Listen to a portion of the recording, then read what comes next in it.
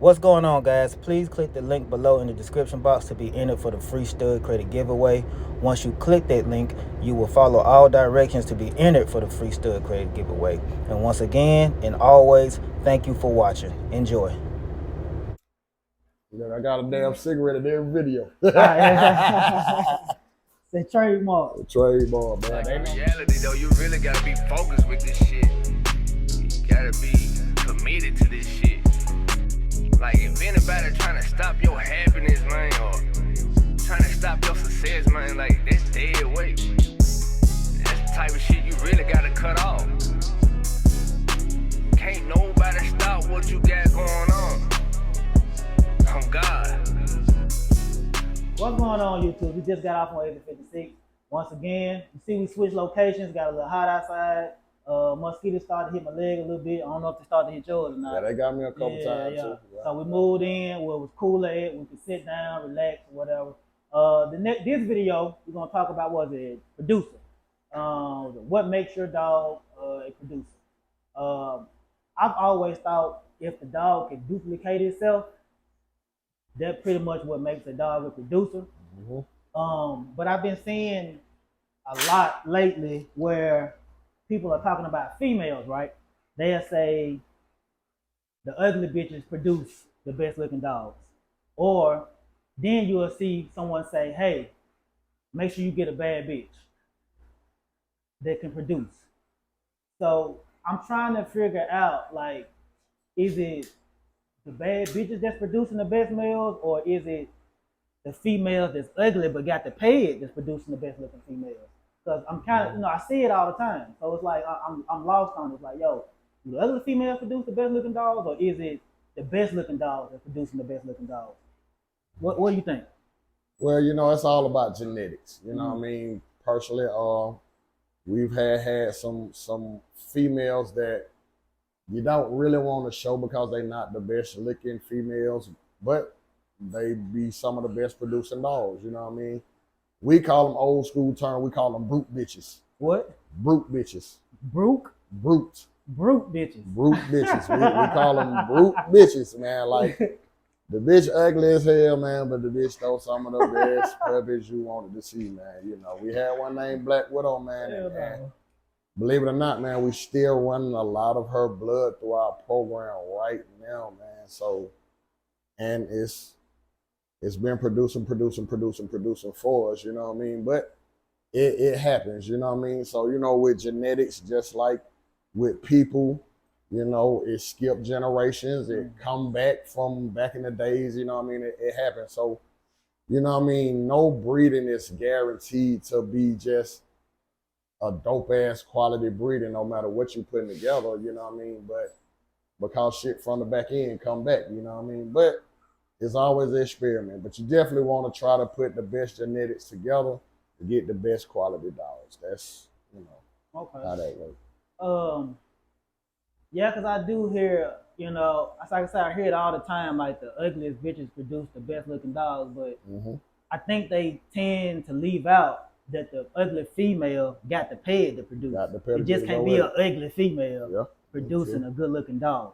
And now you said Black Widow, said she was a brute looking bitches, dog. brute bitch. That's what we call them, brute bitches. I never seen Black Widow. I had some of her blood. I still got some of her blood. Actually, you still got some of her blood, right? But I never seen it in person. I just wish she was a black dog. She was a black dog. You know what I mean? She didn't have her muzzle wasn't long, you know what I mean? But it wasn't shaped like how we normally have our females muzzles producing. Okay. You know what I mean? It had a little angle to it, a little point, 2-finger, but it wasn't heavy like how we usually want it. She was a lot cleaner dog, but man, she produced some of the best dogs we have, like TJ, Big Greedy, you know what I mean? Dogs that look like some of the dogs that you will see now that people are pulling out, with the elbows and the girth and the bone and the body and the head and stuff like that, man. So, Go ahead. Yeah, man. So, that's brute bitches, you know what I mean? All the time they don't have the look,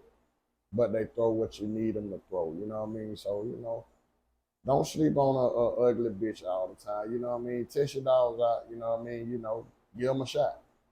They may surprise you sometimes. Real talk. But like you say, they gotta have that peg, even though they may be the ugly. Just kind of say can't just be ugly with a bullshit peg. Gotta be. So Or no. that's the question. Yeah.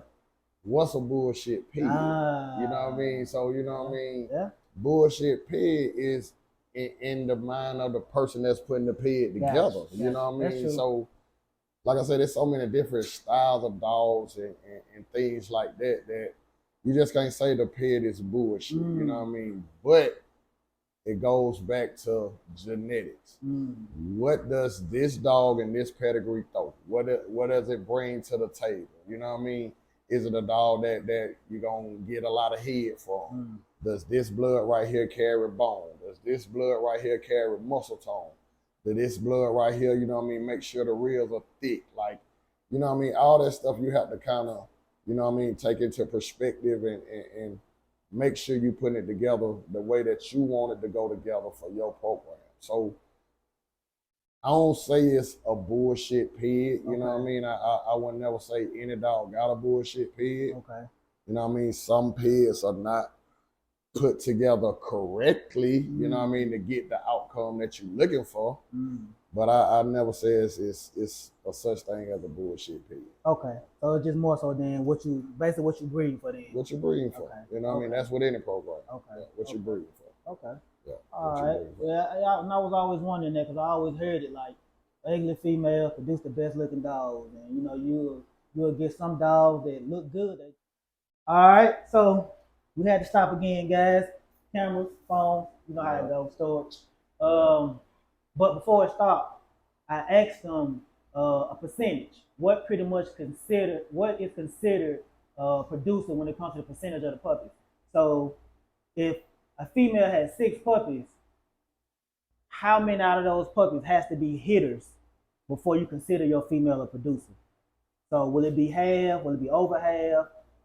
So out of the 6 puppies, you said how many would you want to be hitters for her to be considered a producer? Well, I definitely would want it to be 3 or more pups out of the 6 to, you know what I mean, consider it a successful litter, you know what I mean, for her to be producing some quality puppies, you know what I mean? Because, you know, hitter is a term people use relatively, you know what I mean, for a dog that's kind of outstanding, you know what I mean? So, you know, you can't just throw hitter out there freely like that, but, you know, hey, you know, three or more, you know what I mean? But at the same time, you got to realize, too, that the dad got a lot to do with it, too. So, you know, all that factors in, you know. But I will give the dog, you know, a chance. If it's less than 3 puppies that's not of quality like I want, like I said, I would definitely give her another shot with a different stud, with a different blood combination to kind of see if that works better. If not, then yeah, I would kind of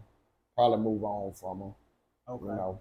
Okay. And you said you've done repeats. You bred a dog, hit her, she produced some fire for you. Then you did a repeat with the same dog, and pretty much got the same fire. It was never like a time where you did a repeat breed and it was fire, then it's not fire. It's usually fire and fire every time. I've never did a repeat and was disappointed with the repeat. It was always that same quality, or actually sometimes even better. Like, you know what I mean? The repeat I actually just did recently was with No Cap back to one of my Mean Mug daughters, which produced Pikachu, which I was trying to recreate.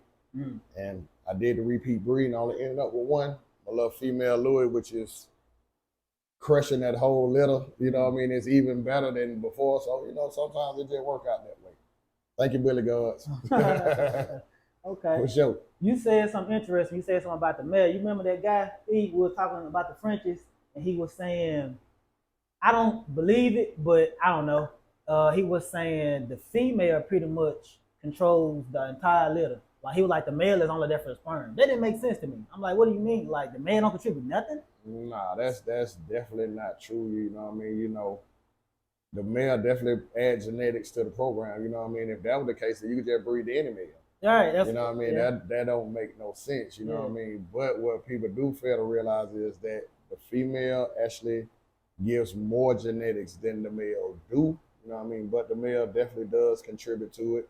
The male don't have nothing to do with the number of puppies, you know what I mean, that's on the female with the amount of eggs that she produce, you know what I mean? But the male, if you do your research, male only control the sex of the puppy. So That's it, just the sex of the puppy. The Whether sex you're of gonna the have puppy. male or female. Huh. that's the dominant part of the male gene. You know what I mean? Now, are you gonna get his genetics in your puppies? Of course you are. Yeah. You're gonna have some puppies look like the daddy, you know what I mean? Maybe his daddy, maybe his daddy's daddy, you know what I mean? But that's, you know, most of the genetics and the genes come from the female. I'll say it's like a 60-40 thing. Okay. So it's interesting you say the daddy only throws or contributes to the sex of the dog. Let's say you got a hitter, and the only thing he throwing is males. That's it. He may throw you one female every now and then, but for the most part, out of the litter, he gonna throw you males. So let's say every time he gonna throw you 5 males, 1 female. However it go. Do you keep them? Yeah, you know what I mean? Cause this the thing right here, you know what I mean? Let me kind of rewind that back a little bit. He don't just control the sex like that Okay. of all your puppies. You know what I mean? Like I said, you know, some genes are stronger than others. So, you know what I mean? You may get some litters with a bunch of males. You know what I mean? You may get a little, you know what I mean, scattered litters with, you know, a couple female. You know what I mean? It just all depends on which genes and both dogs are more dominant. You know what I mean? But like I said, for the most part, that's what the male does. He controls the sex. Okay. You know what I mean? Okay. All right. Well, guys, you know the slogan. You want it, I got it. I don't, I get it. Get what I get it good. I remember times you greatest inventory. Signing off, 856. Peace.